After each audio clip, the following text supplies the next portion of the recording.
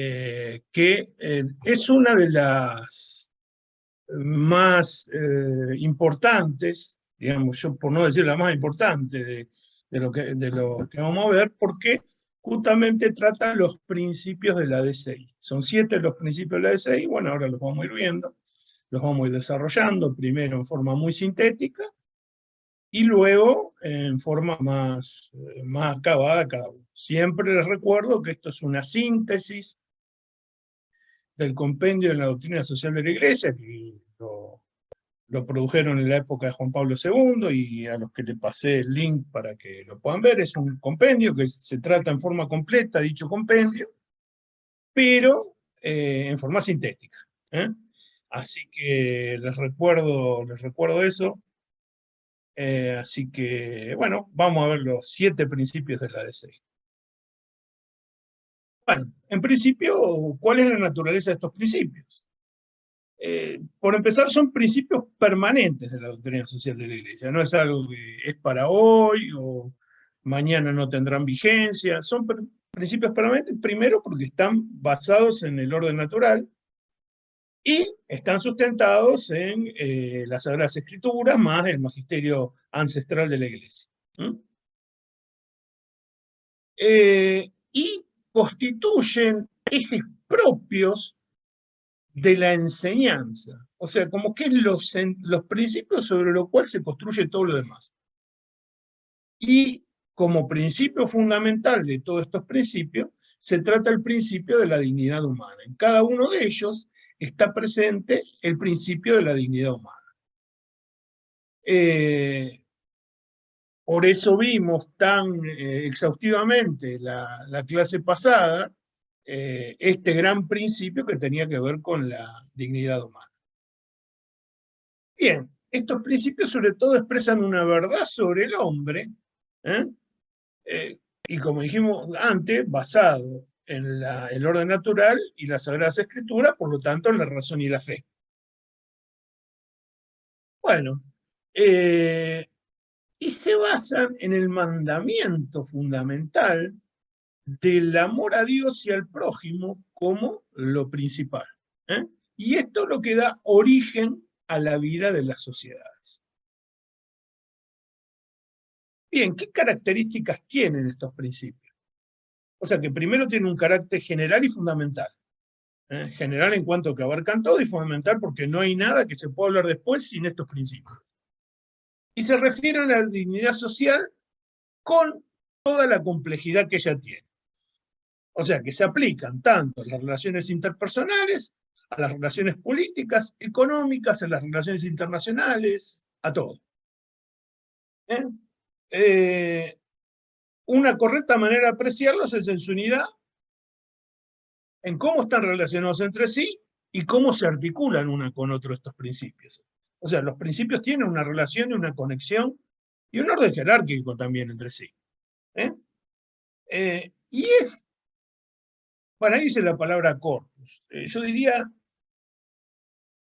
el punto de vista central de la doctrina, sobre el cual la doctrina social de la Iglesia se apoya.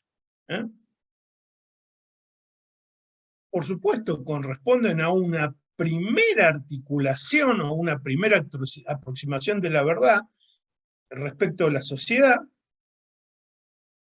que en principio lo que hace es cuestionar a nuestras conciencias o interpelar a nuestras conciencias en cuanto al modo de obrar, y por otro lado invita a los seres humanos a interactuar libremente con una responsabilidad mutua plena. Esto es, con todos y respecto a todos. O sea, que todos debemos actuar sobre estos principios y también en el trato que le damos a los demás. Tenemos que respetarlos, en los derechos, en el trato. Esto es lo que significa esta parte. Bueno, ya habíamos visto que la doctrina social depende de la doctrina moral, por lo tanto tiene un significado moral que tiene que ver con los, remiten a los fundamentos últimos, y diría el fin último también, agregaría, de la vida social. O sea, todos estos principios están anclados en el fin último de la vida social, que es, habíamos visto que había una parte inmanente, que tenía que ver con el bien en sí de las personas, y una parte trascendente que tiene que ver con la salvación de las personas. Bueno, viene lento. Bueno, bueno. Venía muy lento y me pasé. Bien. Vamos a verlo muy brevemente, así como esquemáticamente, lo central de estos 7 principios, que son 7 de la ADC. Por empezar está el bien común. ¿Y qué es el bien común? Que acá está definido como un conjunto de condiciones de la vida social que hacen posible, este sería el bien común de alguna manera inmanente, ¿no? Que hacen posible las asociaciones, las personas y el logro más pleno y fácil de su propia perfección. Perfección siempre hay que entenderlo como completitud. Nosotros a veces usamos en el castellano actual la palabra perfección en un sentido un poco más restringido. En el sistema filosófico, antiguamente perfección significaba estar completo. En ese sentido lo vamos a ver. Entonces, es aquello en definitiva que permite que el ser humano se complete, hablándolo más en criollo esta definición. El segundo principio es el destino universal de los bienes. Cuando Dios crea la tierra, destina al hombre, a la humanidad, todo cuanto ella está contenida, para que lo usen tanto los hombres como los pobres. O sea, que el ser humano, el ser humano es un administrador de los bienes, no el poseedor de los bienes, porque tiene la responsabilidad de que estos bienes lleguen en forma equitativa a todos los hombres y a todos los pueblos. ¿Por qué? Porque esto está basado en la caridad, que ahora después vamos a ver un poquito más qué es esto de la vía de la caridad, que es el último de estos principios. El tercer gran principio es la subsidiariedad. ¿Qué quiere decir esto? Que lo que pueden hacer los hombres no lo tienen por qué hacer los organismos superiores. Lo que pueden hacer los organismos pequeños, las organizaciones pequeñas, las unidades pequeñas, no lo tiene por qué hacer el Estado. Y no solo no lo debe hacer, sino que lo debe fomentar. Por lo tanto, esto implica que las sociedades de órdenes superiores, por ejemplo, la familia es una pequeña sociedad, las sociedades de órdenes superiores, como pueden ser el Estado, deberían promover a la familia. Por ejemplo, no deberían asfixiarla ni cubrir su función. Por ejemplo, la función natural de la familia es la educación de la prole. El Estado no debiera avasallar esto que la familia tiene derecho a hacer.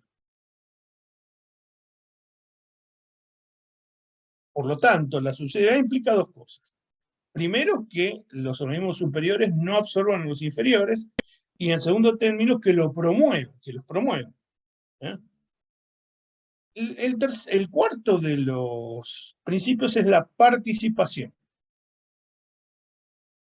¿Qué es la participación? Es aquella serie de actividades que hacen que las personas, los ciudadanos, participen de la vida cultural, de la vida social y principalmente de lo que es la vida económica y política.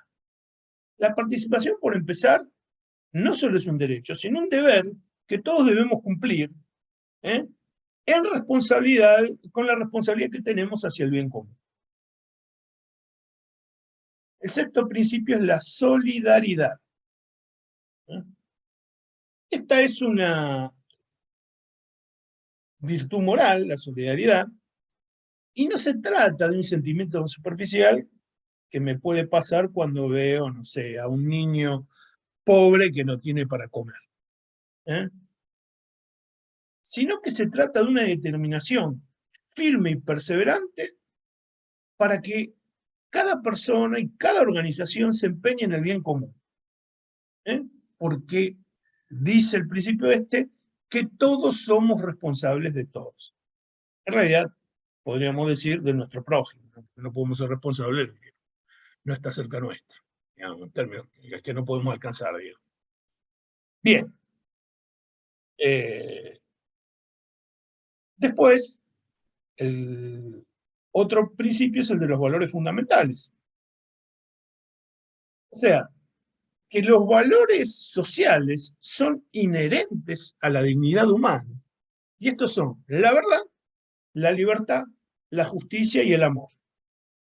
Estos valores fundamentales son inherentes. Y su práctica es un camino seguro para alcanzar la perfección, no solo personal, sino de la sociedad y lograr una convivencia social que la doctrina social la define como más humana. Este término de más humano siempre aparece, humano como virtud o como adecuación del ser humano a su fin último. Menos humano sería cuando el ser humano se entrega a las pasiones y a los bienes inmediatos antes que los bienes espirituales o a su salvación. Básicamente, en lugar de entregarse a su salvación, se entrega a otra cosa. Bien. El último principio y el más importante de todos es la vía de la caridad. ¿Por qué? Porque entre todas las virtudes, todos los valores sociales, la caridad no solo tiene un vínculo profundo, sino que es lo que lo sustenta. ¿Qué es la caridad? La caridad es ni más ni menos que el amor en sentido sobrenatural, es decir, esto es el amor a Dios sobre todas las cosas y al prójimo como a uno mismo. Esta cosa es el amor sobrenaturalizado, el aspecto espiritual, el aspecto sobrenatural del amor. Por eso hablamos de caridad como para hablar de él. Hoy día se confunden los términos.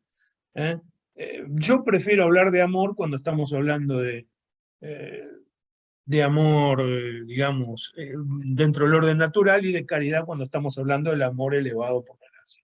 Alguno me podrá corregir, me podrá decir que no están así, pero bueno, yo prefiero usar esta terminología para que queden claro lo que estamos hablando. ¿Eh? Esta vía de la caridad, o sea, amar a Dios sobre todas las cosas y a tu prójimo como a ti mismo, es un criterio supremo y universal de toda la ética social. Entre todos los caminos que podemos encontrar, que podemos pensar, que los teóricos pueden pensar, el mejor de los caminos es el camino marcado por la caridad. Y esto es lo que sostiene la doctrina social de la Iglesia. O sea que cualquier idea, cualquier cosa que pergeñe el ser humano, siempre va a ser inferior a este camino que Dios nos propone, que es el de la caridad. Bueno, hasta aquí alguna pregunta que me quieran hacer. Pueden preguntar, no hay problema. No sé si somos muchos hoy, a ver, así que no sé cuántos somos. No veo cuántos somos, pero me parece que no somos tantos. Así que me pueden preguntar tranquilamente. Hola, padre, ¿cómo está? Perdóneme que siempre con España tenemos este problema. Como yo pensé que ya había cambiado, por eso hice el flyer antes que estaba mal, pero cambió en el medio el horario de España. Así que ahora tengo que volver a Hemos tenido cambio de hora aquí también y de hecho le comentaba a Ricardo, digo, ya pensaba que me incorporaba tarde, porque me incorporaba una hora antes de empezar, pero bueno, lo que estoy Bueno, viendo es padre, lo que estamos somos... volviendo loco, padre, No, no, discúlpenos. no pasa nada. Así somos los hispanoamericanos.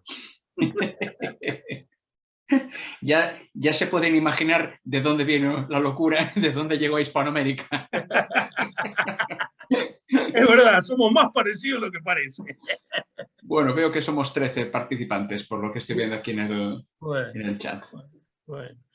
¿Alguna pregunta, chicos? Santi, vos que siempre tenés preguntas. ¿Tenés alguna para hacerme? Seguro, mira, la cara que ponés, alguna tenés para hacerme, mira. No, qué bueno que aclaraste esto de la caridad. Yo la vez pasada me había quedado un poco ahí como pendiente porque había empezado a ojear el compendio de la doctrina social, y arrancaba hablando, ¿no? De la relación intratrinitaria, y cómo eso en el ser humano se refleja eso, y hablaba no solo de la relación, sino de relación como perfecta amor, y bueno, como también En está algún vinculado y acá. momento vamos, creo que en la última clase, si mal no recuerdo, vamos a hablar de esto, de la No, intratrinidad. pero digo, acá empieza a aparecer más claramente esto Sí.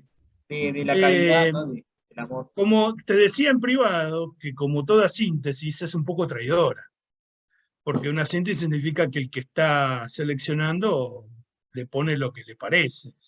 Y porque imagínate, o sea, esta es una síntesis exhaustiva de todo lo que vimos, pero más o menos viendo cada título y buscando del título más o menos lo que corresponde, lo que no quiere decir que no nos podamos equivocar o apreciar que un párrafo terriblemente importante nos lo comimos. Así que gracias por el comentario y espero haber subsanado ¿No? ausencia tan grande de la primera clase. Bien, sigamos ahora, vamos viendo. Si ustedes ven que me voy muy lejos, me paran porque a mí me da para hablar y puedo estar 6 horas, ¿viste? Porque soy charlatán de por sí.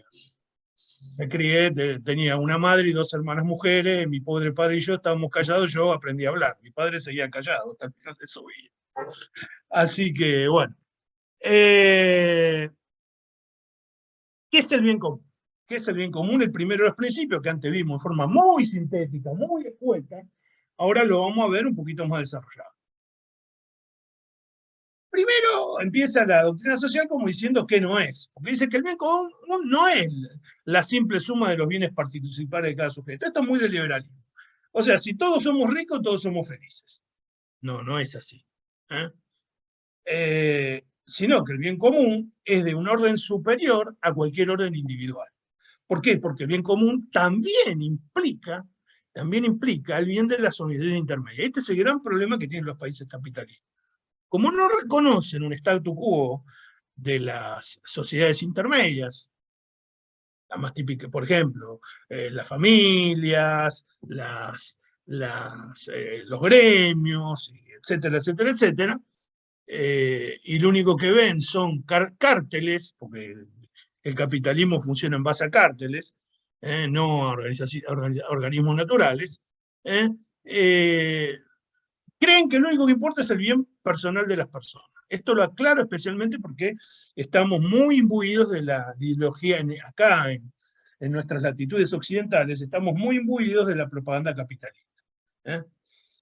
Así que lo destaco. Bueno, el socialismo también tiene un concepto erróneo de esto, porque cree que solamente existe el bien común sin bienes particulares. Es como la visión contrapuesta. Siempre la iglesia, siempre el orden natural que Dios quiso, es como un punto intermedio entre estos dos excesos. El bien común es de todos y de cada uno y es indivisible. Y solo en comunidad es posible lograrlo. Esto tiene que ser algo central. Cuando hablamos del bien común, no podemos fraccionarlo, sino que es de todos y de cada uno. Y solo la comunidad puede adquirir el bien común. Más allá de los bienes particulares de cada uno. Bueno, y también es obligación de cada uno de nosotros cuidarlo y aumentarlo con vistas al futuro. Bien. ¿Esto qué quiere decir? Que no, la persona, por empezar, no puede realizarse en forma completa si no es a través del bien común. ¿Por qué? Porque la persona también participa de la sociedad como gran comunidad y de comunidades o sociedades intermedias como, qué sé yo, como ser hijo o como ser parte de un oficio o de una profesión o cosas por el estilo. Entonces, el bien común no es posible y la persona no se completa plenamente si no se da esta búsqueda del bien común. Por supuesto, el bien común absoluto en esta tierra es imposible a causa del pecado. Lo que podemos hacer es tender cada vez más al bien común, crear sociedades más justas, etcétera, etcétera, etcétera. Y esto trae como consecuencia, de alguna manera, que las sociedades intermedias no pueden ignorar el bien común. Por ejemplo, si yo soy el mercado, no puedo que por mi propio bien hundir a la población en la suma pobreza. ¿Se entiende esto? Bien. O si yo soy el partido, no puedo hacer que para un supuesto bien común las personas sean tiranizadas o mandadas a gulags o a cosas por el estilo por no seguir las directivas del partido. Bien. Segundo aspecto del bien común es la responsabilidad de todos. O sea, que el bien común nos exige que las condiciones sociales de cada época estén vinculadas a la promoción de la persona, al reconocimiento y las garantías de sus derechos fundamentales, que lo vimos la otra vez. Cuando digo derechos fundamentales, no pienso en los derechos humanos que dijo la ONU, sino en los derechos humanos que hablamos la otra vez, que son inherentes a las personas. Esto lo dejo claro, porque cuando estamos hablando de derechos fundamentales, estamos hablando de los derechos que la persona merece por el hecho de ser persona, independientemente que lo haya dicho quien lo haya dicho. Y este es un deber que todos debemos cumplir, de acuerdo a la capacidad que tenemos. No es lo mismo la capacidad que va, o la responsabilidad que va a tener un presidente que la responsabilidad que va a tener, no sé, un humilde jefe de familia, o una mamá. Y esto, acá la Iglesia hace un especial hincapié, que debe perseguirse en plenitud, y no según visiones reductivistas o reduccionistas que tienen que ver con los beneficios particulares. O sea, que todos tenemos el derecho a disfrutar de las condiciones que proporciona el bien común. No es que hay personas que tienen más derechos que otras personas. Esto va mucho en contra de este elogio a la codicia, que es tan propia de la sociedad, sobre todo norteamericana, donde la codicia, que es un pecado social, en el caso cuando las sociedades se basan en la codicia, cuando hablamos de las estructuras del pecado, esto de darle a la codicia un status quo de virtud, es justamente una estructura de pecado. En estas sociedades donde la codicia, donde la exacción es algo válido, porque supuestamente las personas de mayor nivel económico, que tienen mayor poder, son mejores que las personas que no lo tienen, cuestión que es profundamente contraria al espíritu evangélico. Todos tenemos derecho por nuestra dignidad, independientemente de la situación social donde hemos nacido o donde Dios nos ha colocado. A veces por nuestra responsabilidad, eso no hay que negarlo, ¿no? Eso no hay que negar. A veces por nuestra negligencia y responsabilidad. Pero nadie puede excusarse en un supuesto derecho dado por el dinero o por el poder para perjudicar la vida de los demás. O sea, contrariar el bien común. Bueno, ¿qué tareas tiene la comunidad política respecto al bien común? Principalmente que a la comunidad política por excelencia le compete este bien común, además de las personas particulares y los organismos intermedios. ¿Por qué? Porque la razón de ser del Estado, la existencia del Estado, la existencia de los gobiernos, tienen que ver en la promoción del bien común. Dios le dio poder a los gobernantes, por lo tanto, en cierto sentido, todo poder deriva del poder de Dios, por lo tanto, tiene el poder ciertos atributos divinos, más allá de los atributos naturales, o mejor dicho, tiene estos atributos divinos a través del orden natural. Justamente para que promueva el bien común. Si no, no tendría sentido. ¿Por qué alguien va a mandar en mi vida? ¿Por qué? Porque es necesario que la sociedad tenga un ordenamiento tendiente al bien común. Por lo tanto, nosotros, de alguna manera, tenemos que obedecer a los gobiernos y obedecer a las leyes. Tema ampliamente tratado por los apologistas de la primera época de la Iglesia, que justamente, permanentemente, se enfrentaban a la persecución del poder romano, y ellos decían, no, nosotros no, porque los acusaban de enemigos del pueblo, de enemigos del César, de ateos, de muchas otras cosas. Entonces ellos permanentemente, estos santos apologistas, San Justino y San Crisóstomo y muchos otros, querían decir, no, miren, nosotros somos buenos ciudadanos, nosotros no nos oponemos a la autoridad. ¿Eh? La autoridad es algo que viene de Dios. Bueno, lo dijo Cristo, se lo dijo a Pilato. Así que nosotros mal nos opondríamos porque estaríamos oponiéndonos a Dios. Lo que nos oponemos son a las leyes injustas o estamos quejándonos de que no merecemos este trato. ¿Mm? Bien, ¿cómo hacen los gobiernos para promover este bien común o para asegurarlo? Armonizan con justicia los diferentes intereses sectoriales. ¿Qué quiere decir eso? Que el gobierno tiene que mediar, el gobierno, a través de las leyes, tiene que mediar para que ningún sector produzca un dolo al derecho de los demás sectores, que no produzca un mal. O sea, el bien común dice que no es un fin en sí mismo, porque el bien común de una sociedad o de un grupo está en función del bien de toda la creación. De acá viene el tema, sobre todo, del maltrato a la naturaleza. El bienestar no puede estar por arriba de la creación, y si para crear bienestar hace falta destruir la creación, estamos contrariando por un supuesto bien común al orden completo de Dios. ¿Se entiende esto? Y con esto no quiero tirar un mensaje falsamente ecologista, ni les estoy pidiendo que se asocien a Greenpeace. Bien. ¿Y esto por qué? Porque Dios es el fin último de sus criaturas.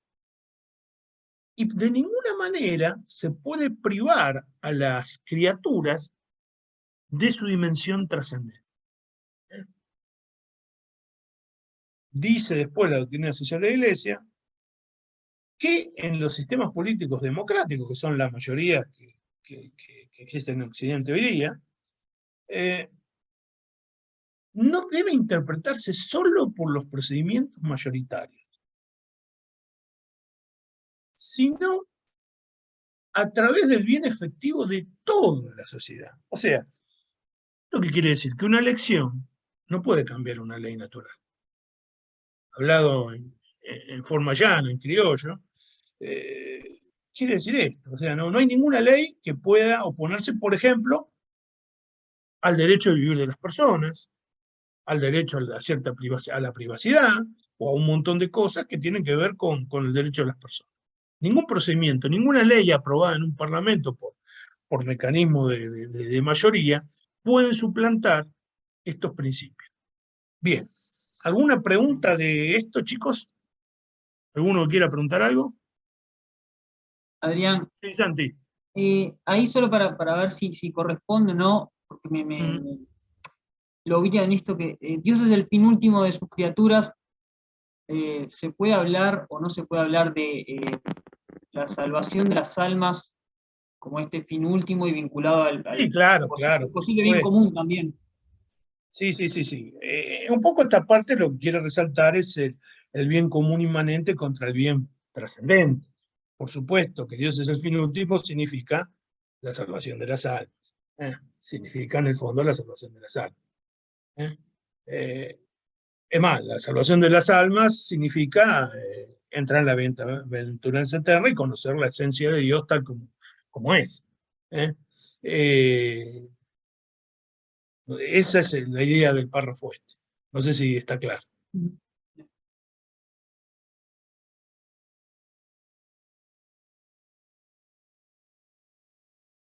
Bien, el segundo principio era el destino universal de los bienes.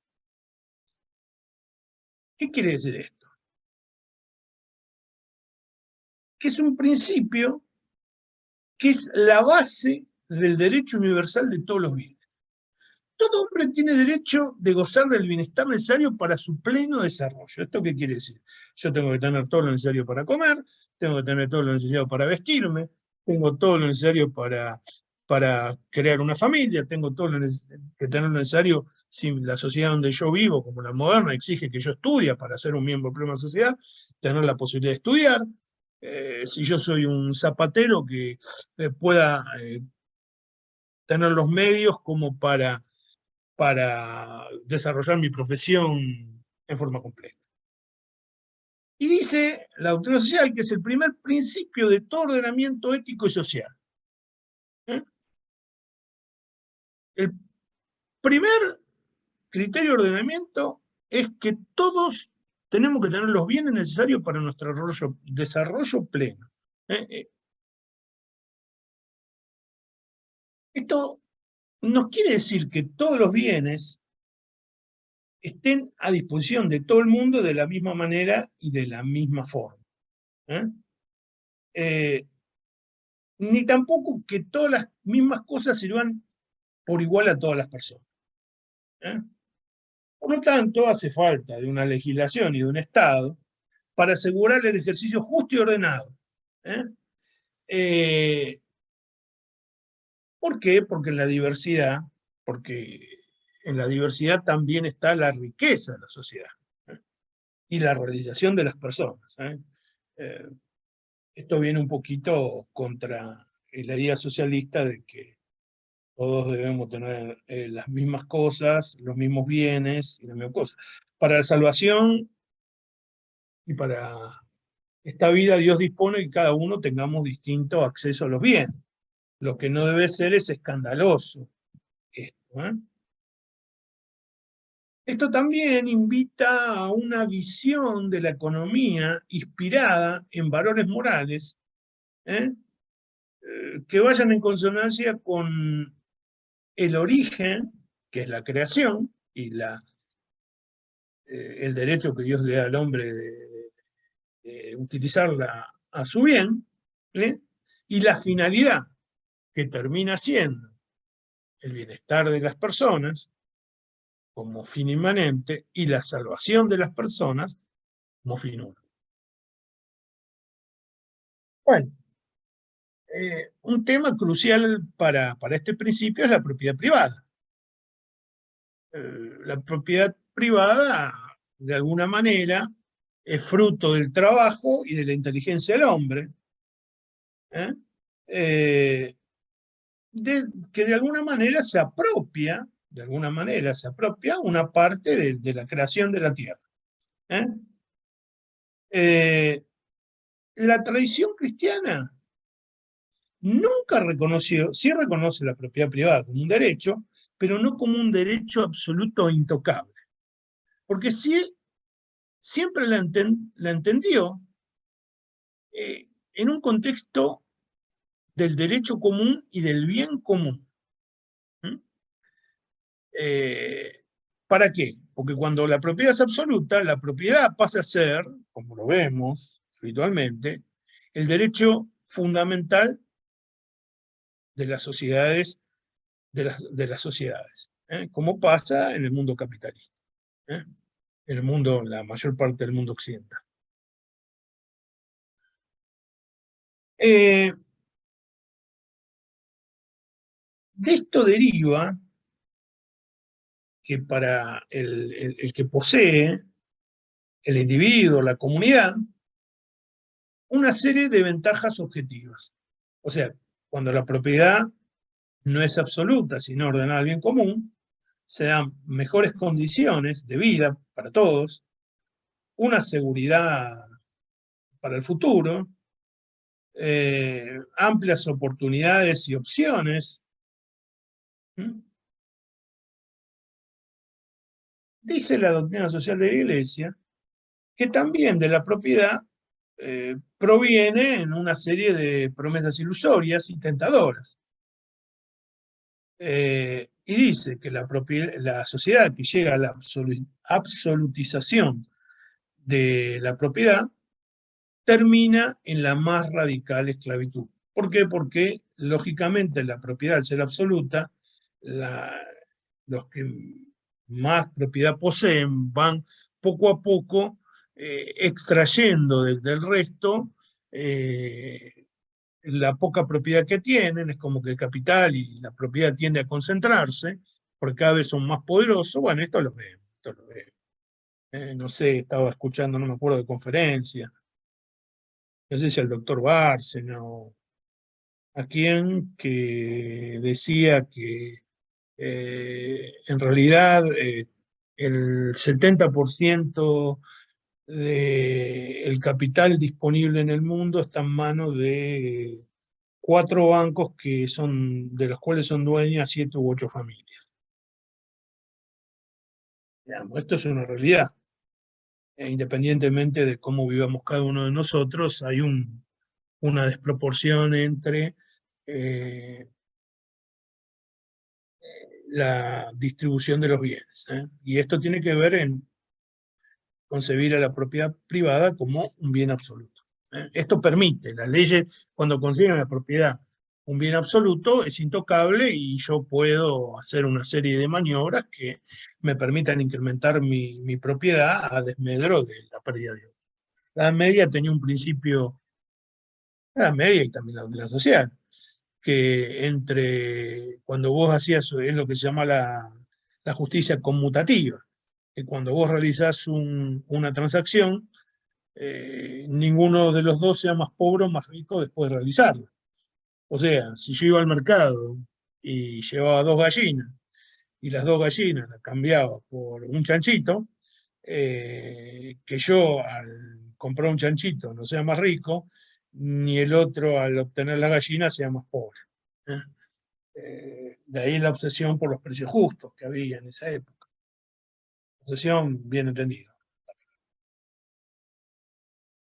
Y del destino universal de los bienes surge una cuestión, que la Iglesia tiene la opción preferencial por los pobres. Esto ya viene de Jesucristo, de nuestro Señor, expresado sobre todo en el Sermón de la Montaña. Y este principio, que tiene que ver con la propiedad, obviamente, y el destino de los bienes, es que debemos atender especialmente las necesidades de los pobres. Los que están en situación de marginación, y que la condición de vida que tienen impiden su pleno desarrollo. Esto lo tenemos en nuestras sociedades a 5 minutos de casa, todos seguramente. Y esto es una reflexión un poco personal, cuando vos estás en miseria material, es más que frecuente que caigas en miseria espiritual. No es una condición sine qua non, ¿no? Pero es el hecho de estar en una miseria material muchas veces hace el embrutecimiento de la persona, ¿no? Estar en estas condiciones tan poco favorables. No quiere decir que con esto no quiero decir que sea una regla directa, ¿no? Pero favorece. La pobreza material favorece mucho la pobreza espiritual. Bueno, esto obviamente es un signo del pecado y de la debilidad del hombre, ¿no? En una sociedad que no sea atravesada por el pecado original como nosotros, este tipo de miseria no sería concebible. Bueno, por supuesto, el amor de la Iglesia se inspira en el Evangelio, bueno, lo que dijimos antes. Y bueno, un poquito, ya también lo había dicho, es que la pobreza no solo se refiere a la pobreza material, sino, y yo diría fundamentalmente, a la pobreza espiritual, que significa el alejamiento de Dios. vivir en el pecado, vivir a veces sin muchas posibilidades de salir de él. Bien. ¿Alguna pregunta de esta parte?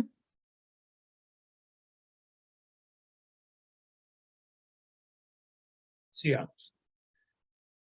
Si alguno considera que me estoy equivocando, me lo pueden decir, ¿eh? No tengan tanto respeto tampoco, ¿eh? Si acá estuviera, no sé, una eminencia, no podrían, pero como estoy yo, me pueden discutir, ¿eh? Dice, no, está equivocado. Para mí, hay que agarrar y pegarle a todos los pobres. Acá, una anécdota que me contaba mi hija que iba en el auto con unos chicos, ¿no? Y dice que pasan, bueno, acá le dicen Villa Miseria, ¿no? Los barrios muy pobres, ¿no? Y el pibe le dice, iba con una señora, ¿no? Dice, ay, mamá, qué feo que es esto, ¿por qué no le ponemos una muralla para que no se vea? Y mi hija estaba horrorizada, ¿viste? Así que, bueno, si alguno piensa eso, me lo puede decir, ¿eh? Por ahí, ponemos una muralla. Bien, vamos a ver el importante principio de la subsidiariedad. Bien, esta es una de las constantes y de los permanentes llamamientos de la doctrina social de la Iglesia, evidentemente por su importancia, pero sobre todo por su carencia.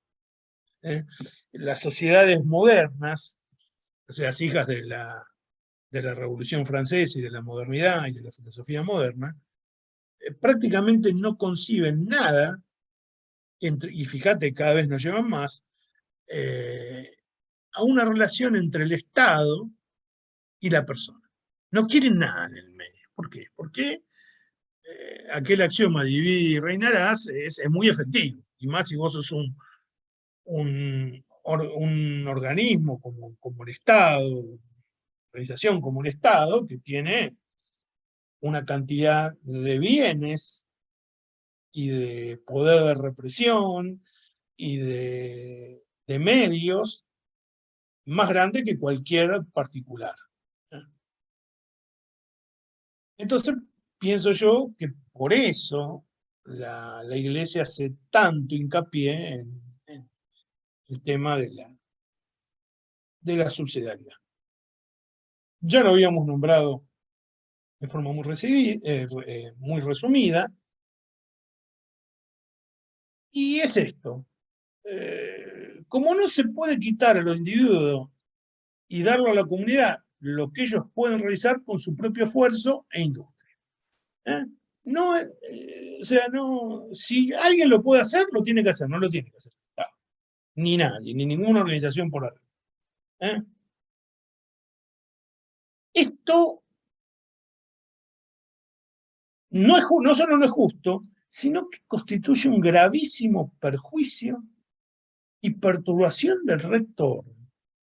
O sea, cuando yo absorbo algo que lo puede hacer un particular, sea en forma individual, sea como una organización intermedia, estoy causando un grave perjuicio al bien común.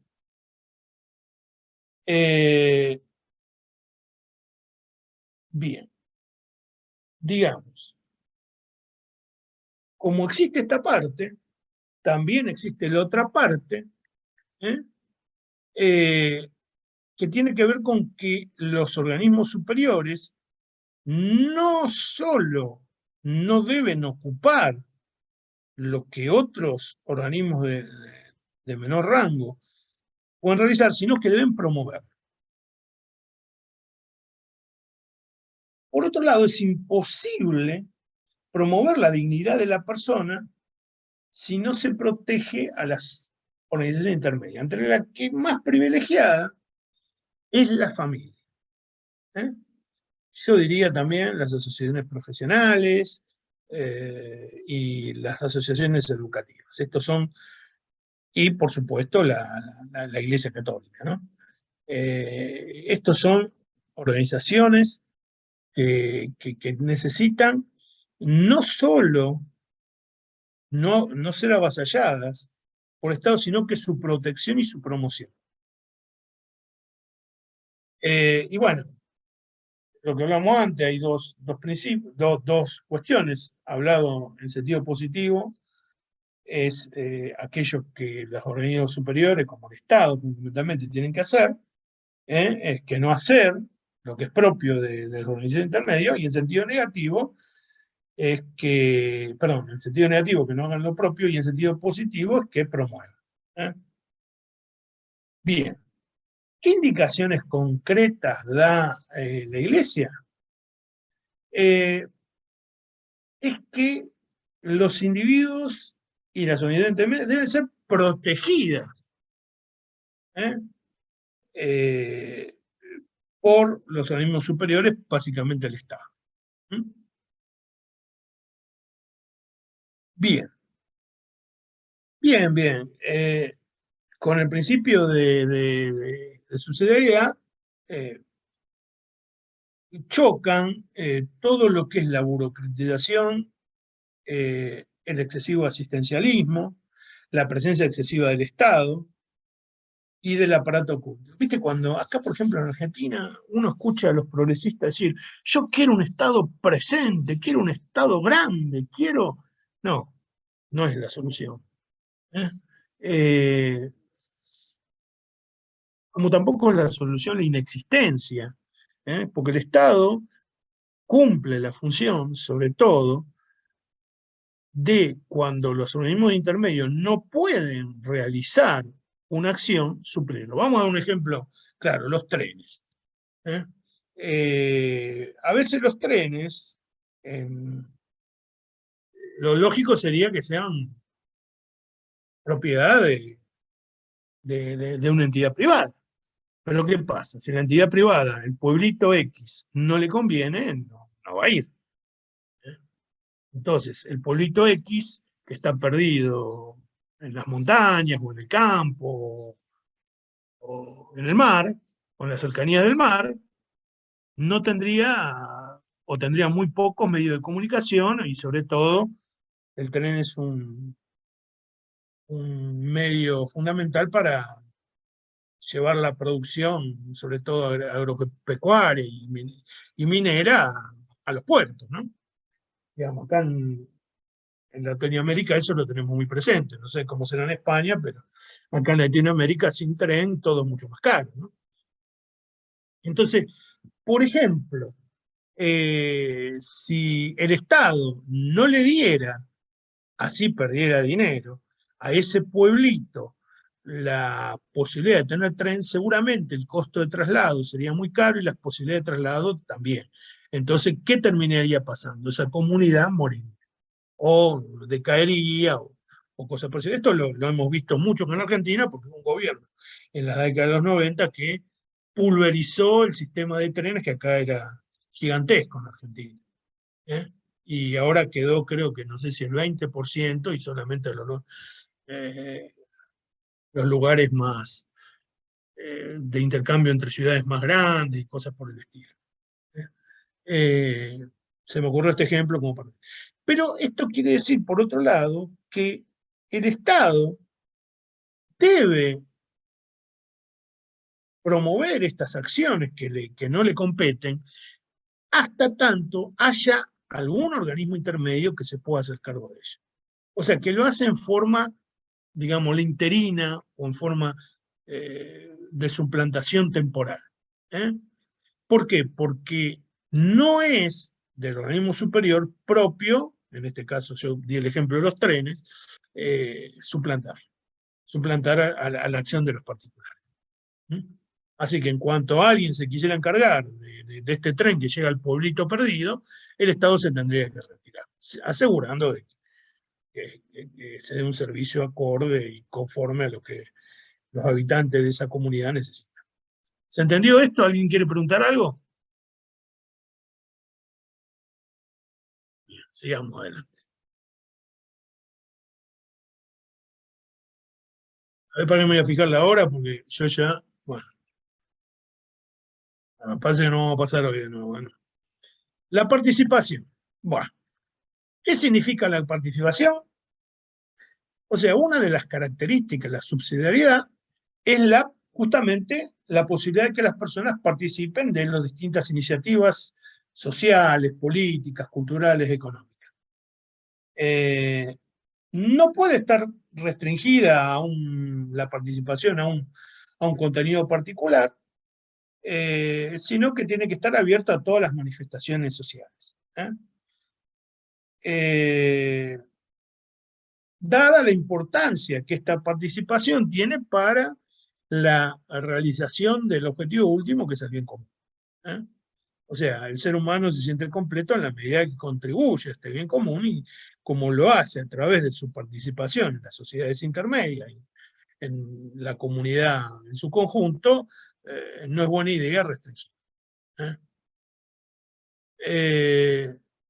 Por eso, uno de los pilares que debiera tener la sociedad y los estados en particular es la promoción de la participación de las personas. La participación política, sobre todo, favorecer la participación política de aquellos que sientan la vocación y que sientan el llamado a hacerlo, y por ejemplo, asegurar, bueno, acá la doctrina habla de la alternancia de los dirigentes políticos, con el fin de instaurar algunos prebendas y cosas por el estilo, o la utilización en beneficio propio de los bienes públicos. Bien. Después tiene la participación, tiene un apartado respecto a la democracia. Esto es debido a que nuestras culturas occidentales son básicamente democracias, ¿no? Y en donde la Iglesia desarrolla, o donde la Iglesia tiene la mayor parte de sus fieles y su mayor injerencia, ¿no? Lo que llama la Iglesia es que esta participación no solo es un derecho, sino que tiene que ser ella libre y responsablemente. Y que este sería un pilar de los fundamentos democráticos. No quiero entrar en la discusión, que ya la hemos tenido en el grupo, de si es lícita la democracia o no la democracia. He escuchado al doctor Antonio Caponetto en una conferencia pública que si solamente le mostramos algunos de ustedes lo conocerán, es un pensador, un nacionalista acá argentino, que si solamente dijera esto ya me estaría tirando un tiro, el querido doctor Caponetto. Pero sepan entenderme que lo digo en el contexto de lo que la doctrina social de la Iglesia dice, y sin entrar a analizar las grandes contradicciones de la democracia liberal. Hecho este acápite, sigo adelante.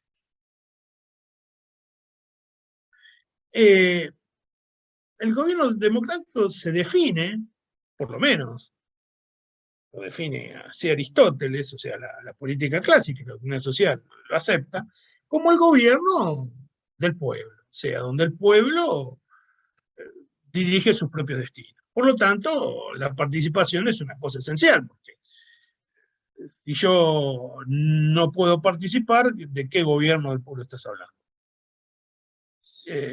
Nuestras sociedades están acostumbradas a emitir un voto, ese voto elige unos representantes que normalmente no solo ignoran lo que el mandato o las razones de, ¿cómo se dice?, el voto, sino que realmente operan en contra de esa misma gente que los votó.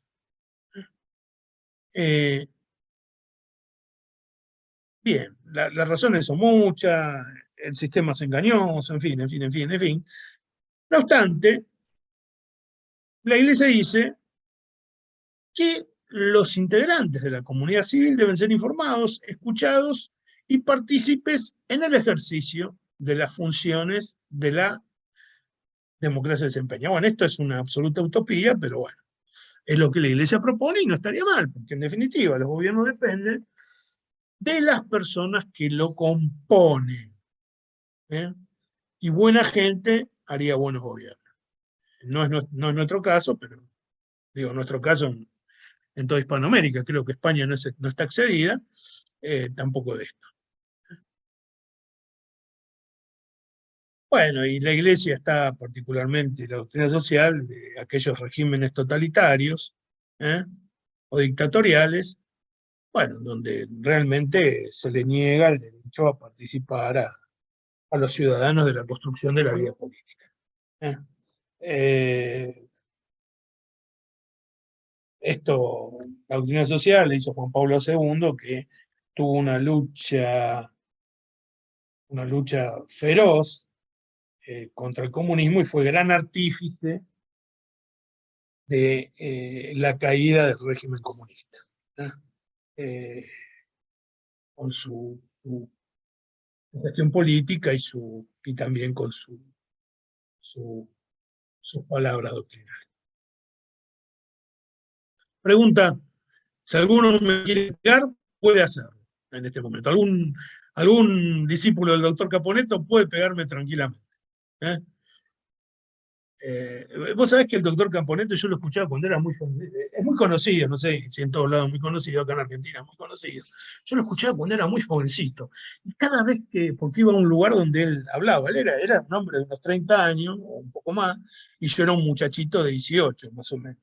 Y cada vez que salía loco de las reuniones, salía con un impulso de agarrar y tirar la democracia abajo. Después con los años me moderé un poco, pero bueno, la base la tengo todavía, así que bien.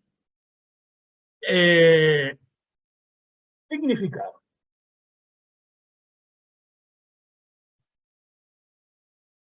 Perdón, yo ya empecé con esto y no dije lo que era. Escuchame, ahora vamos a hablar del principio de la solidaridad. Este es otro de los principios fundamentales de la doctrina de la Iglesia. Y el principal significado de la solidaridad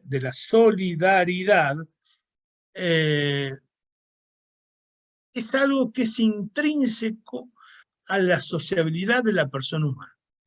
O sea, somos sociales y en la medida que somos seres sociales, somos seres solidarios. ¿Por qué? Porque reconocemos en el otro la misma dignidad y los mismos derechos. Y si aquel no los tiene, yo voy a trabajar para que los pueda obtener de alguna manera. Y sobre todo, porque esto fomenta la unidad de la misma comunidad.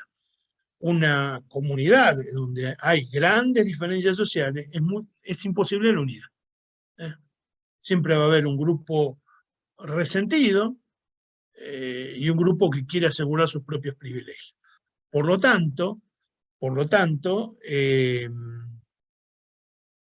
la solidaridad es algo inherente a la sociabilización, al sentido social de las personas. Este problema no solo se da a nivel intrasocietario, sino que también se da a nivel internacional, donde hay países que son extremadamente pobres y otros extremadamente ricos, y que normalmente los países ricos lo que hacen es aprovecharse de esta pobreza para esquilmarlos mayormente. La solidaridad es un antídoto, es un camino contrario a esto. Después, en esta cultura, en estos momentos que estamos viviendo, las sociedades son cada vez menos aisladas una de otra, a través de la información, de la globalización de las finanzas y de muchas cosas. La interdependencia de las sociedades es impresionante. Por eso viene alguien y nos dice un buen día que la guerra en Rusia va a afectar el costo del petróleo en, no sé, el norte de Perú, o en una isla del Caribe que pertenece a Colombia. O un pueblito, el desierto de, qué sé yo, de Arizona, no va a tener más galletitas porque ahora los, qué sé yo, los holandeses que hacían las galletitas de manteca no lo pueden mandar más por el costo del petróleo. Esta es la interdependencia entre todo el mundo. Bien, Este principio social, ante todo, es un principio ordenador, según las estructuras de pecado que dominan las relaciones entre las personas y los pueblos, tienden a ser superadas y transformadas en estructuras de solidaridad. Es decir, tratar de que el que menos tiene, tratar de que tiene condiciones más desiguales, a través de la solidaridad, poder distribuirlas. Bien. Y entonces esto se eleva a un rango de virtud moral fundamental. ¿Por qué? Porque si yo, por ser hecho de ser persona, tengo un derecho, y por el hecho de pertenecer a un determinado organismo social, alguno intermedio, tengo ciertos derechos, y otro reconoce que tengo esos derechos, la solidaridad lo que hace es empujar esta igualdad, en lugar de, como suele pasar en nuestras sociedades, fomentarse la división y la lucha. La solidaridad vence estas barreras, y justamente es el camino, porque donde no hay solidaridad hay enfrentamiento. Es así, lo vemos todos los días. Bien, por otro lado, lo que favorece es un crecimiento común de todos los hombres, un poco lo que hablábamos antes, el reconocimiento de todas estas dignidades, también de los vínculos que tienen todos los hombres, y aquella cosa que antes se dice normalmente, el bien es de todo el hombre y de todos los hombres. Así que lo que permite la solidaridad es que todos crezcamos. Sobre todo porque te hace consciente de la deuda que todos tenemos con la sociedad. Nosotros no nacimos de un repollo, ni nos criamos solos, ni nos educamos solos, ni hicimos solos nuestras primeras ropas, ni conservamos nuestra salud solos, sino que para todo esto contribuyó, por empezar, nuestra familia, y en segundo término la sociedad, que dio las condiciones para que nuestra familia crezca y pueda desarrollar su objetivo, que es justamente la proliferación de la especie humana.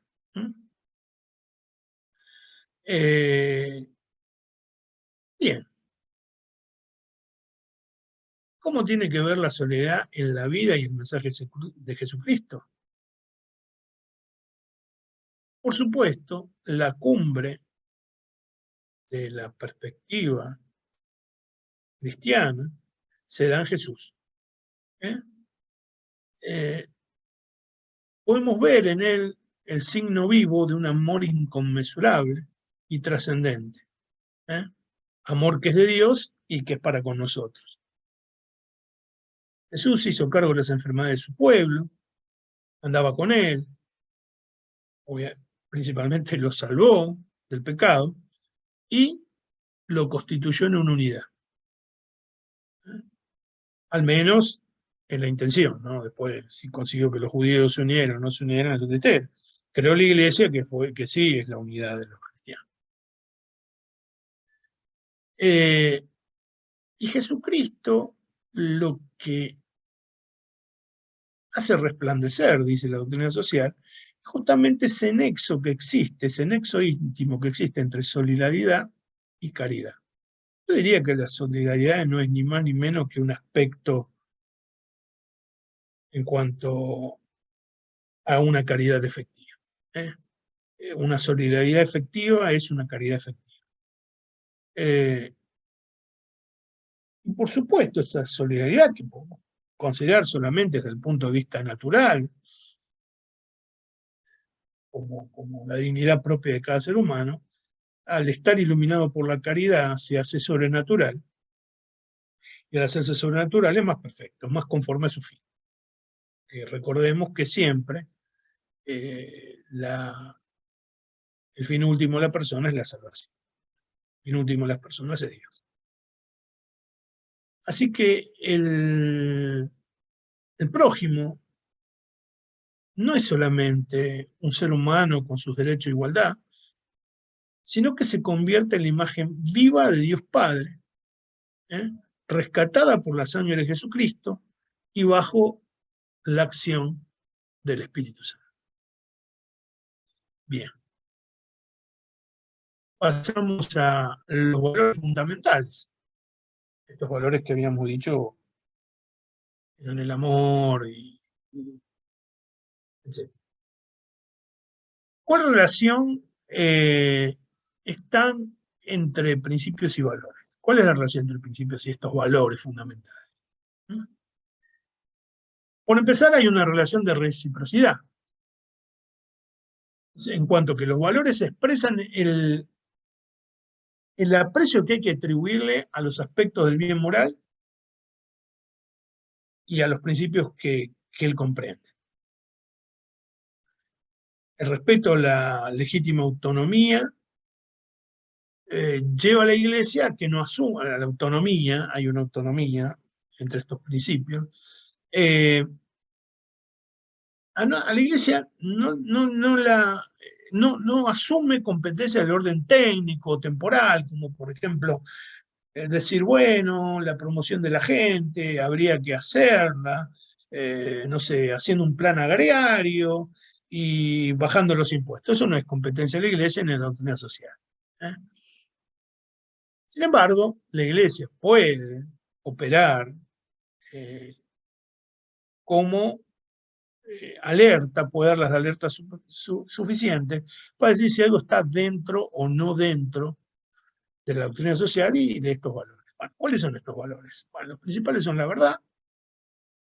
O sea, los hombres están obligados a atender hacia la verdad. No solo deben tender a la verdad, sino que deben dar testimonio de ella y atestiguarla. Cuando decimos que el hombre debe tender a la verdad, porque el hombre no puede tener la verdad absoluta, porque la verdad absoluta es Dios, que es infinito. No puede conocer muchas cosas, no puede conocerlas en forma absoluta, entonces la conoce en forma parcial, oscura, a veces de forma muy difícil, y a veces debe corregir lo que pensaba de ciertas cosas, porque descubre otras cosas nuevas que hacen que se dé cuenta que estaba equivocado. Esto es el proceso natural del hombre. Por eso dice la Iglesia que el hombre debe tender a la verdad, no que posee la verdad.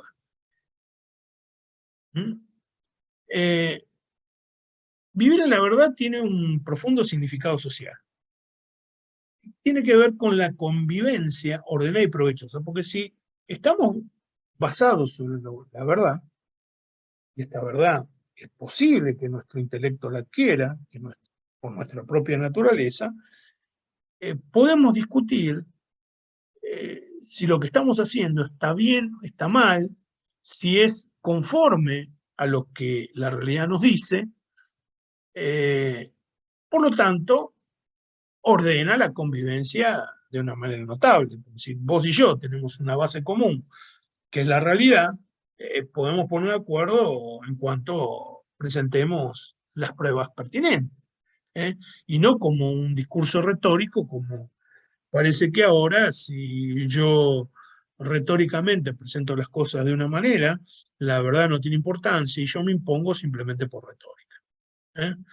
Busco un discurso eminentemente sensiblero, que no tiene ninguna coherencia, y bueno, y yo a partir de eso obtengo poder sobre los demás imponiéndole mis puntos de vista. Me acuerdo de una charla que tuve con una persona que estaba a favor del aborto y decía que el aborto, que cómo podía ser que se obligue a una chica en condiciones marginales o muy pobre, que había quedado embarazada porque le habían violado, y encima era, no sé, retrasada mental y el violador había sido su padre. Entonces yo le pregunté sencillamente, ¿vos qué proponés? ¿Una ley de aborto solamente para chicas marginales con problemas de deficiencia mental que son violadas por su padre. Me dice, no, yo para tener una mujer. Entonces, ¿qué sirve tu argumento? Bueno, una chica jovencita, no supo bien qué responderme, seguramente una feminista me hubiera partido un palo en la cabeza, pero bueno, a esto iba al no tener una base común en la verdad, el discurso, a la mejor manera sofística, se impone sobre la realidad. Bien, el segundo valor fundamental es la libertad. Y la libertad habíamos visto que es imagen divina y producto de la voluntad humana ordenada a su bien último estos días. Un poco más restringido puede ser el concepto de libertad natural, la persona orientada a su bien último, que es la virtud.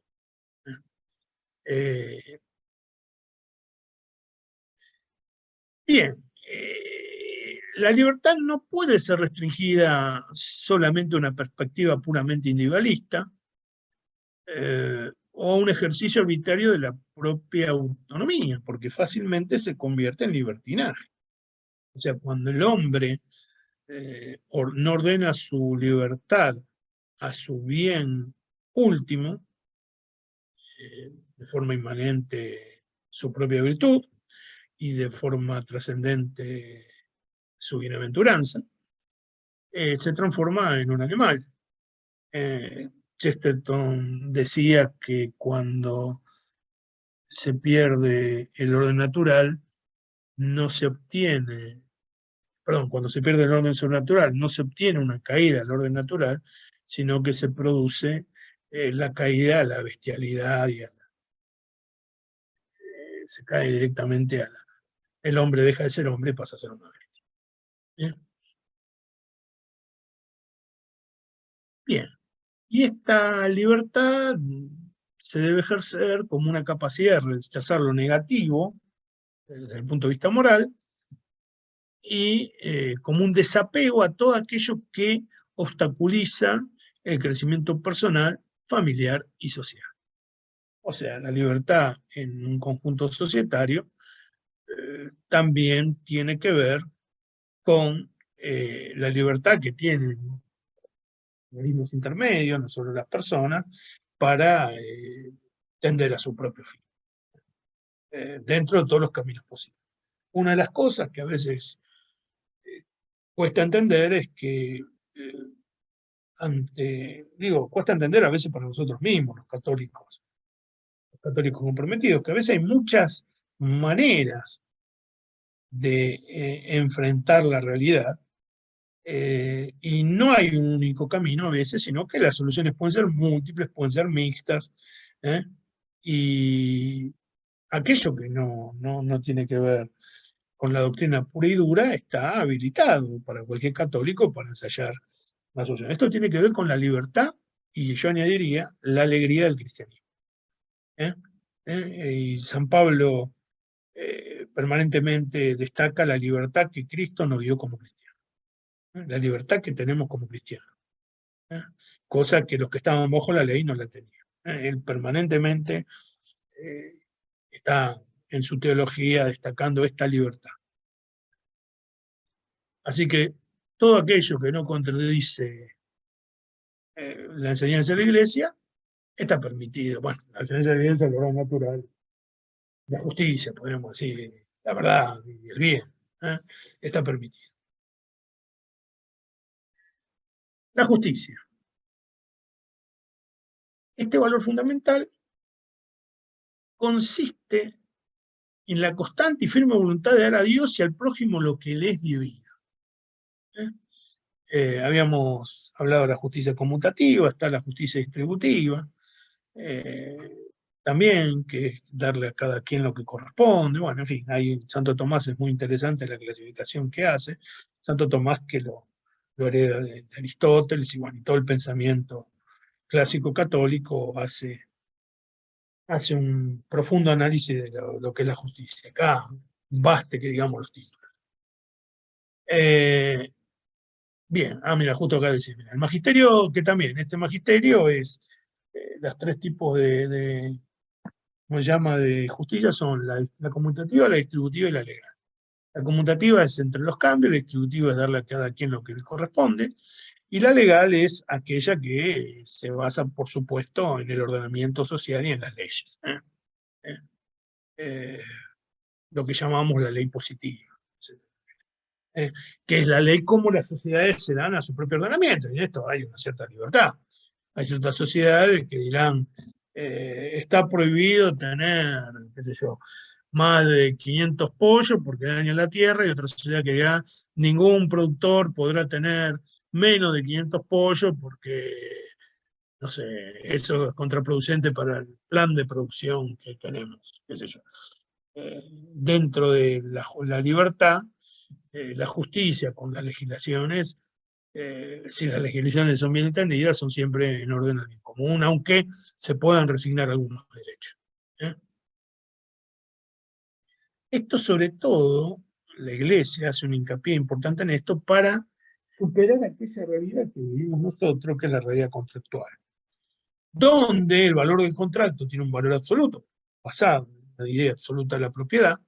Por lo tanto, yo soy una propiedad de mí mismo, yo me tengo en propiedad de mí mismo, entonces, por ejemplo, puedo firmar un contrato donde te done mi brazo, como propuso un candidato acá de la Argentina, siempre y cuando vos me des un resarcimiento económico. Por ejemplo, yo te puedo vender mi brazo en 2 millones de dólares, cifra que yo en toda mi vida voy a alcanzar a tener, y eso es un contrato legal y válido. En esto se basa en gran medida algunos derechos reproductivos, como el alquiler de vientre, que son aberrantes, donde vos contratás a una señora que va a tener tu hijo, o sea porque no podés, sea porque no querés arruinar tu físico, o sea porque sos muy grande como para que puedas desarrollar un embarazo. Esta cuestión aberrante está basada en la visión contractual de la justicia, donde el contrato, sobre todo basado en la propiedad, está muy por arriba de la dignidad humana. Por supuesto, esto es una visión limitada. Bien. Hay un chat, para que me fijo a ver si hay alguna pregunta. Bueno, Sor Bernarda se tiene que ir, Sor Bernarda, que Dios la bendiga. La pueden ver después. Bien, llegamos a la última parte, que es la vida de la caridad. La caridad es considerado como un criterio supremo y universal de la ética social. O sea, la caridad es el fundamento de todos los principios que vimos, de todos los valores y de todas las cosas que vimos están sustentadas en la caridad. La verdad, la justicia y la libertad nacen y se desarrollan fundados en la caridad. Recordemos que la caridad, en la definición que le estamos dando, es el amor sobrenatural, que implica, primero, amar a Dios sobre todas las cosas y al prójimo como a uno mismo. A eso vamos a llamar caridad, un poquito para diferenciarlo del amor natural. La convivencia humana, que se basa en la dignidad humana, cuando se funda la verdad, cuando se realiza la justicia, así como la libertad, es un reflejo de la dignidad humana y se hace viva por este amor sobrenatural, por esta caridad. Y esto nos hace sentir como propias las necesidades de los otros. Acá viene un tema bastante interesante, porque dice que la caridad presupone y trasciende la justicia. Este tema lo trata Santo Tomás de Aquino, y en forma muy interesante, digo, para todos estos adoradores del buenismo. El buenismo es una doctrina que, por ejemplo, implica que, bien, no importa lo que hagas, Dios te va a perdonar igual, y no hay infierno, porque ¿por qué Dios va a mandar al infierno si Él es infinitamente bueno? Bueno, todo este buenismo imperante en nuestra iglesia, que tiene raíces protestantes y que termina generando el efecto contrario, termina haciendo que las personas se condenen porque no rectifican su vida. Santo Tomás de Aquino lo desarrolla bastante bien, y él dice que la caridad o la misericordia es la perfección de la justicia. ¿Qué quiere decir esto? Que la justicia puede implicar un cierto castigo, y es justo que ocurra, pero el que imparte justicia en atención al bien del alma espiritual de esa persona podría hacer uso de la misericordia. Siendo el fin de las personas el bien último, que es la salvación, quizás una actitud misericordiosa sea más conducente para la salvación de esa persona que el mero castigo. Entonces, en este sentido, dice Santo Tomás, que la misericordia perfecciona la justicia y es la caridad el motor de esa misericordia, o sea, amar al prójimo. Bien, dice la doctrina, profundizando esta idea, la doctrina social dice, si la justicia es el árbitro entre los derechos de los hombres y el reparto de sus bienes materiales y espirituales, solo el amor, la caridad, es capaz de restituir al hombre a sí mismo. Y en este ejemplo nos lo da Jesucristo.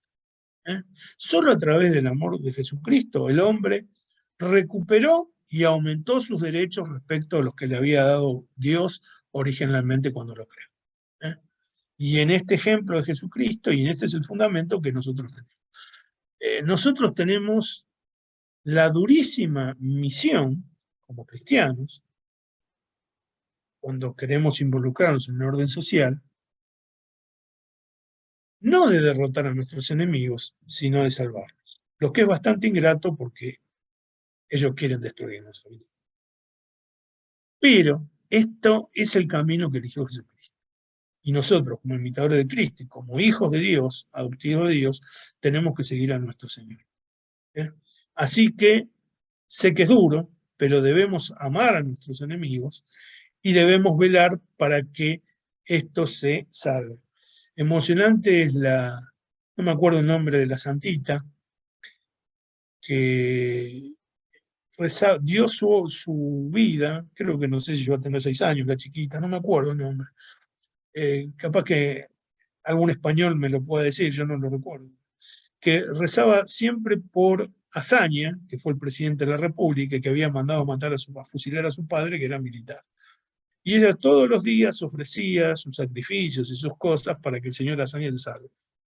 Azaña fue el presidente el primer ministro, creo, de la República Española, que cometió infinidad de tropelías y mató a un montón de buenos cristianos, a muchos sacerdotes, religiosas. Y esta chiquita rezaba todos los días y la chiquita murió y el señor Azaña, al final de su vida, masón irreductible, se convirtió. No sé, por lo menos parece que fue así. No sé si algún español nos puede orientar mejor en este ejemplo. La historia de esta niña que usted comenta, yo no la conocía, pero sí que es cierto que al final de su vida, prácticamente en el lecho de muerte, Azaña parece ser que experimentó una conversión. De él son aquellas palabras finales que me parece que eran piedad y perdón, como diciendo, bueno, tener piedad de los vencidos y perdonar, y la petición de perdón por todo el mal que se hizo, porque ciertamente... De Azaña también es otra frase muy famosa: España ha dejado de ser católica. Lo que pasa es que la pronunció con 80 años de antelación. Sí. No, y después de haber mandado, o no haber mandado, pero bueno, no sé si nos lo ha mandado, pero por lo menos hacer la vista gorda cuando quemaron los conventos, antes de la vida de un republicano no vale lo que todos los conventos de Madrid... No, al revés, todos los conventos de Madrid no valen la vida de un republicano, llego a decir. Como diciendo señor, que les peguen fuego, que no voy a arriesgar la vida de ningún policía, ningún bombero en apagar las llamas de los conventos. y algunos murieron adentro de los incendios. Este es el señor Azaña, que Dios lo tenga en la gloria, si se arrepintió, y esta niña nos dio un grandioso ejemplo de la durísima misión que tenemos los católicos en política, que es velar por las almas de nuestros enemigos y hasta entregar la vida por ellos si es necesario. Es un mandato muy duro de nuestro Señor, pero bueno, por algo Dios ordenó las cosas así, para que sigamos el ejemplo de nuestro Señor. Bien, finalizando, ninguna legislación, ningún sistema de reglas o de pactos puede persuadir a los hombres y vivir en unidad si no están animados por la fraternidad y la paz, que obviamente son frutos de la caridad. No es posible la unidad, la paz, la fraternidad entre los hombres si no hay caridad. Bien.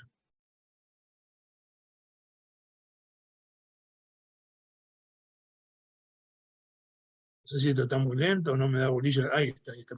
Bien, espero que no me haya pasado demasiado. Bien, bueno, preguntas que me quieran hacer. Como siempre nos pasamos un poquito.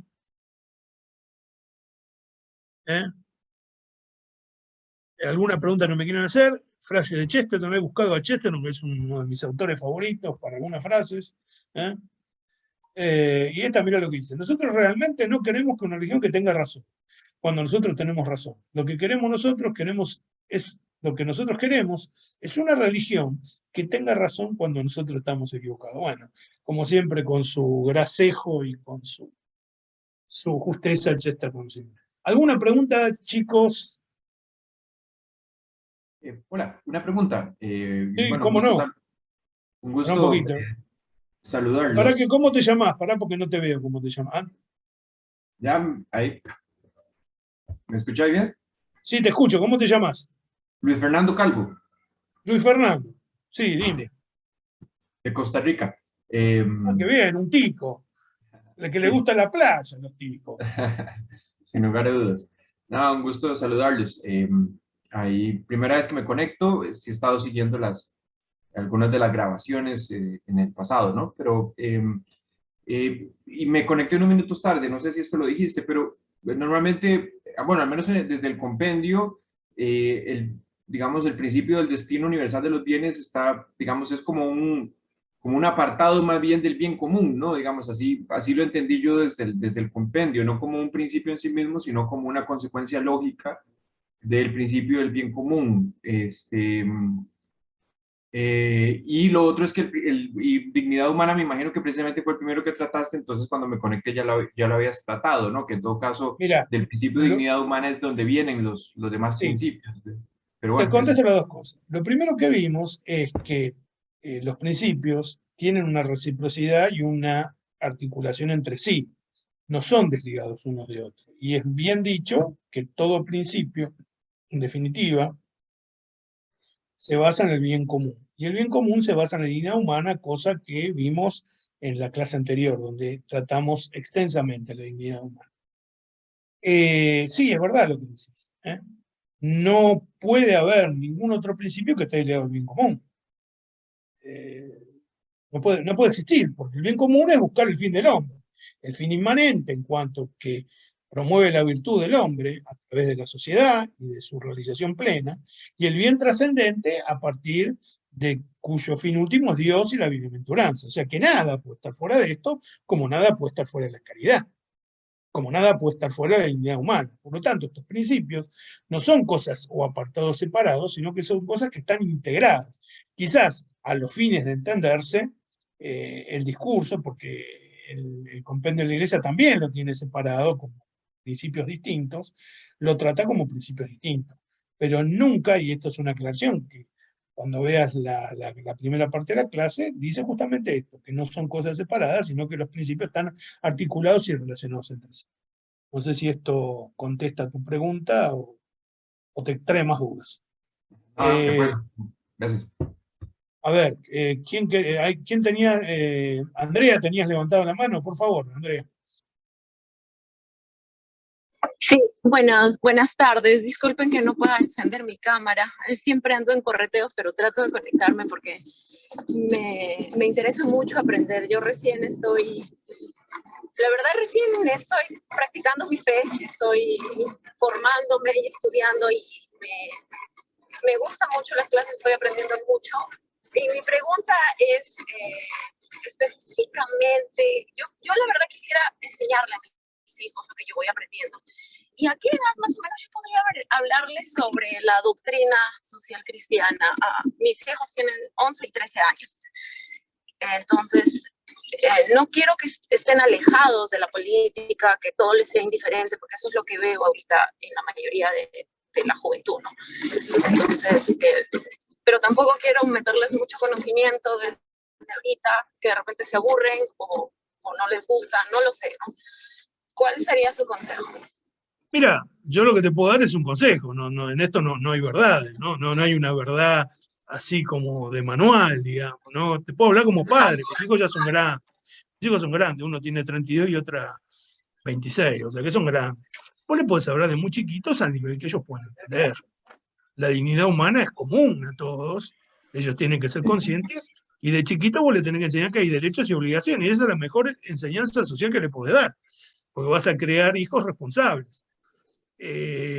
Y bueno, vos verás, capaz que a veces lo tenés que hacer como un cuentito. Yo le contaba a mis pibes, perdón que diga pibe porque es un término muy argentino, ¿no? Le agarraba y le decía, son historias delirantes donde había unos ositos que eran malos y había un trasfondo de doctrina social, y ellos ni se dan cuenta. Te digo una experiencia personal. Igual hay algunos principios que los pueden entender perfectamente, el principio de la caridad, el fin de los niños y de todos los seres humanos es el amor a Dios y al prójimo, que uno se tiene que tener una verdadera solidaridad con los que son pobres, pero no como una cuestión emocional, sino como una cuestión real. Esto lo entiende cualquier niño lo puede entender. Ahora, si me estás preguntando por los vericuetos políticos, y yo te diría que sí, tienen que, a partir de la adolescencia, tienen que... Te vuelvo a repetir, esto es un consejo, no sé si es... Sí, sí. Por ahí el padre nos puede iluminar mejor. En esto debe tener una gran experiencia como asesor de familias y esas cosas, ¿no? No sé si... Cada familia es un mundo y a veces cuando entras en el interior de un hogar, cuando una familia te abre su intimidad, a veces te encuentras cada situación que se queda uno verdaderamente sorprendido. Digo, después, detrás de lo que te encuentras detrás de una fachada aparentemente normal, padres preocupados pues, porque los hijos están perdiendo la fe o la han perdido, o están metiéndose en drogas o malas compañías, matrimonios que son compañeros de piso más que marido y mujer, abuelos que se sienten solos. Bueno, te encuentras de todo y sobre todo necesidad de hablar y de ser escuchados, que yo creo que es quizás una de las mayores necesidades que tiene nuestra sociedad de ahora. Vivimos muy interconectados con un montón de medios de comunicación, pero ¿cuánto nos cuesta? Porque no tenemos muchas veces con quién compartir, comunicar nuestra intimidad. Es verdad, padre. Bueno, muchísimas gracias. Andrea, ¿de dónde sos? ¿De qué país? De Perú. Ah, De Perú, de Arequipa. Bienvenida al grupo, en nuestro grupo, bienvenida a la fe. Y bueno, padres santos hacen niños santos. Lo primero uno tiene que vivir y dar el ejemplo. Cuando tu niño ve que vas a misa, cuando todos los hijos pasan por, y hasta las familias más católicas, los hijos pasan por una fase de rebeldía, que puede ser corta o puede ser larga. Pero cuando vos das un buen ejemplo, tus niños probablemente sigan tus pasos. Capaz que no inmediatamente. Dios tiene un camino para cada uno, y parte del sufrimiento del padre es ver que sus hijos se alejan de la iglesia, o que se alejan de la fe. Pero bueno, es una lucha constante, y bueno, nuestros niños son nuestros niños siempre. Y el ejemplo pienso yo que es lo mejor. Si vos sos coherente con tu fe, si vos le inculcás los principios, primero te formás, lo bueno que estás haciendo es que te estás queriendo formar, ¿no? Porque algunos dentro de la iglesia no se quieren formar, te formás y podés transmitir, aunque sea humildemente y con tus palabras, a los chicos le queda. A veces pasan años y vienen los pibes y te dicen, vos cuando eras chiquito me dijiste tal cosa. Y yo no te daba bolilla, pero me parece que tenías razón o no, te dicen todo lo contrario, que no tenías razón. Pero bueno, les queda. A veces me sorprende lo importante que somos los padres para los niños. Así que bueno, ya que tenés niños pequeños, amor, paciencia y ejemplo, es lo mejor que te puedo decir. Muchas gracias. Muchas No, por gracias. favor. ¿Alguna Hijos otra para el pregunta? cielo quiero criar. Bueno, hijos para la salvación. Hijos para Sí. la salvación. Gracias. No, por favor. ¿Alguna otra pregunta? Visto y considerando que no hay más preguntas, y ya los he agotado la mente, nos queda la última clase que versará sobre los temas fundamentales de la Iglesia. A ver, para que ya les anticipo acá el slide. Ya me pasé, siempre me paso. Los temas fundamentales de la Iglesia. Los temas fundamentales de la Iglesia. Así que los espero, Dios mediante, el martes que viene a las 18 horas de Argentina, creo que son las 23 de España y las 2 horas menos para Perú, la misma hora para Chile y Uruguay, y creo que para México son 3 horas menos. Así que bueno, les mando un abrazo grande y gracias por la paciencia y Dios los bendiga. Perdón, padre, denos la bendición, por favor. Bueno, pues concluimos con la oración con la que concluimos todos estos encuentros. Pedimos al Señor que su gracia inspire, sostenga y acompañe nuestras obras, para que todo nuestro trabajo, tanto teórico como práctico, comience en el Señor como en su fuente y tienda siempre a Él como a su fin natural. Pero pedimos a ti que vives y reinas inmortal y glorioso por los siglos de los siglos. Amén. El Señor esté con vosotros. Con tu Y que espíritu. la bendición de Dios Todopoderoso, Padre, Hijo y Espíritu Santo, descienda sobre todos vosotros. Amén. Amén. Muchas Pues gracias, buenas padre. noches, buenas tardes y hasta la semana que viene, si Dios quiere. Sí. Muchas Gracias a gracias. todos. Que Dios los bendiga. Gracias. Hasta luego. Una cuestión, nos piden que hablemos la semana que viene sobre Alemania. Sí, vamos a ver brevemente, ¿no? Sí, brevemente. Terreno Me muy parece, pantanoso. padre, que acá va usted a hablar más bien usted que yo, me parece. Así que bueno, les mando un abrazo. Hasta pronto. Bueno. Gracias. Muchas gracias. Bendiciones. Bueno, Marcela, estás por ahí, ya terminamos entonces, ¿no?